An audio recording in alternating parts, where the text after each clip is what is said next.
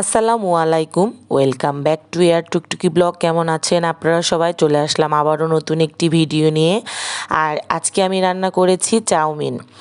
আমার আরিয়ান এই চাউমিনটা খেতে অনেক পছন্দ করে, তাই আরিয়ান আর আরিয়ানের পাপার জন্য আমি আজকে চাউমিন রান্না করলাম আর এই রেসিপিটা আপনাদের সঙ্গে শেয়ার করলাম। তো চলুন, আমার এই চাউমিন রান্না করতে কি কি ব্যবহার করি সেটাই আজকে আপনাদের দেখাবো। তো প্রথমে আমি এইখানে গরম পানি ফুটিয়ে নিয়েছি, একদম টকবগা গরম পানি। এর মধ্যে আমি চাউমিনটা মেশাবো। তো আমি এখানে এসিআইয়ের পিওর চিকেন চাউমিন নুডলসটা নিয়েছি। আপনারা চাইলে যে কোনো ব্র্যান্ডের নুডলস ইউজ করতে পারেন, তবে একদম চিকন নুডলস না নেওয়াই ভালো। তাতে করে নুডলসটা নষ্ট হয়ে যাওয়ার সম্ভাবনা থাকে।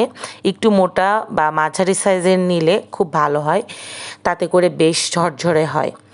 আর এইখানে আমি নুডলসটাকে এখন সেদ্ধ করে নেব।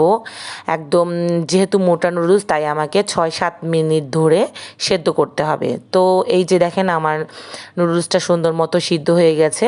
তো এইখানে আমি জাস্ট গরম পানিটা ঝরিয়ে নিয়েছি। এইখানে আমি কোনো প্রকার ঠান্ডা পানি ইউজ করিনি। আর ঠান্ডা পানি দিলে নুডলসটা একদম ঝরঝরে হবে না, আর চাউমিনটা খেতেও মজা লাগবে না। তবে ঝরঝরে রাখার জন্য আরও একটি ট্রিক্স আছে, সেটি হচ্ছে সামান্য পরিমাণ একটু সয়াবিন তেল এইখানে দিয়ে এটাকে সুন্দর মতো মেখে রাখলে অনেক ঝরঝরে থাকে আর রান্না করতেও সুবিধা হয়। আর দেখেন, আমার নুডলসটা কি সুন্দর ঠান্ডা হয়ে গেছে আর অনেক ঝরঝরে হয়েছে।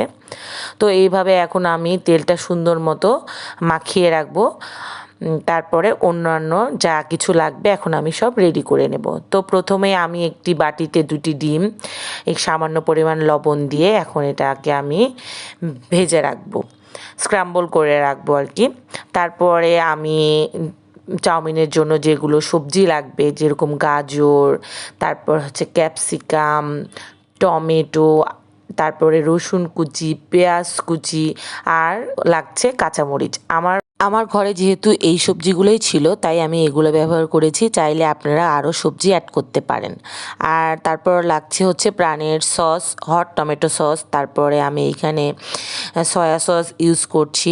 আর একটা জিনিস ইউজ করছি, সেটা হচ্ছে রাঁধুনি স্বাদ মিশালি মশলাটা। এইটা আসলে অপশনাল, চাইলে ব্যবহার করতে পারেন, নাও পারেন। আর নুডলসের ভেতরে যে মশলাটা, সেটিও আমি নিয়ে নিলাম।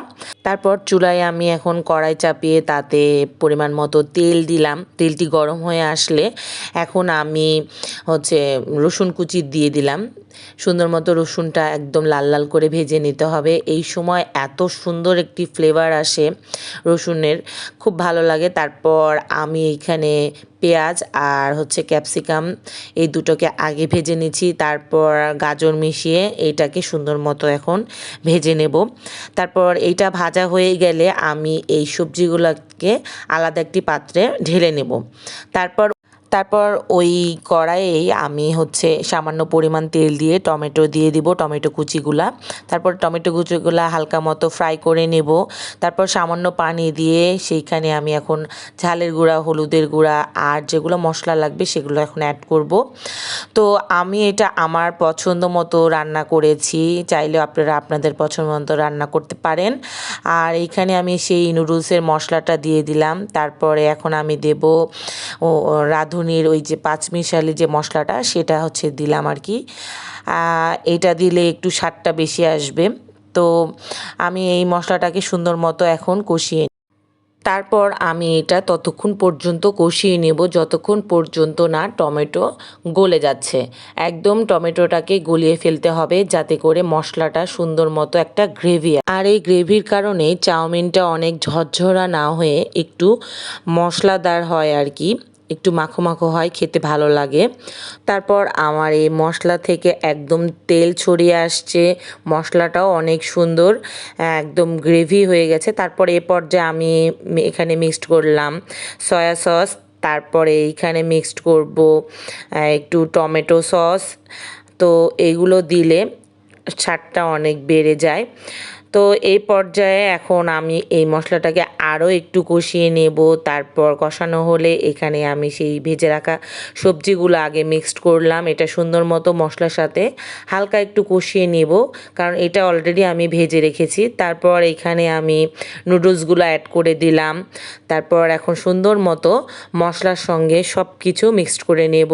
আর এ পর্যায়ে আমি এখন দিয়ে দিলাম ডিমটা দিয়ে একদম আমার চাউমিনটা রেডি করে ফেলবো। আর এইখানে এত সুন্দর একটা কালার আসছিল চাউমিনের, দেখতে যেরকম ইয়াম্মি, খেতেও অনেক টেস্ট হয়েছিল।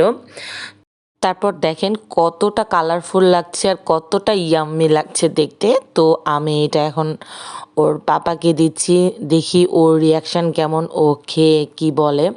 তো ও তো দেখেই খুশি হয়ে গেছে প্রথমে। তারপর ওকে বললাম একটু টেস্ট করো, কেমন হয়েছে খেতে, আমাকে রিভিউ দাও। তো খেয়েই মানে বলতেছে যে অনেক টেস্ট হয়েছে, অনেক মজা হয়েছে, একদম রেস্টুরেন্ট স্টাইলে রান্না হয়েছে। আসলে পরিবারের লোকের জন্য কষ্ট করে রান্না করার পর ওরা যখন অনেক প্রশংসা করে বা ওদের অনেক ভালো লাগে, তখন একদম মনটা ভরে যায়, কেন জানি মনে হয় রান্না করাটা অনেক সার্থক হয়েছে। তারপর আমার ছেলের জন্য নিয়ে গেলাম। আমার ছেলে তো মানে নুডলস অনেক পছন্দ, তো ও চাউমিনটা দেখে খুব খুশি হয়ে গেল আর সঙ্গে সঙ্গে মুখে দিয়ে দিল। তো ও একটু গরম অনুভব করছিল, কারণ হালকা গরম ছিল। তারপরে বলতেছে মাম্মাম অনেক টেস্ট হয়েছে, খুব সুন্দর হয়েছে। আজকের মতো ভিডিওটি এইখানেই শেষ করলাম। আমার এই ভিডিওতে যদি কারো কোনো কিছু ভালো লেগে থাকে তাহলে please like, comment and share. আর ফেসবুক পেজ থেকে দেখে থাকলে একটি ফলো দিবেন, আর ইউটিউব থেকে দেখে থাকলে সাবস্ক্রাইব করবেন। দেখা হবে নতুন কোনো ভিডিওতে, ততদিন পর্যন্ত আল্লাহ হাফেজ।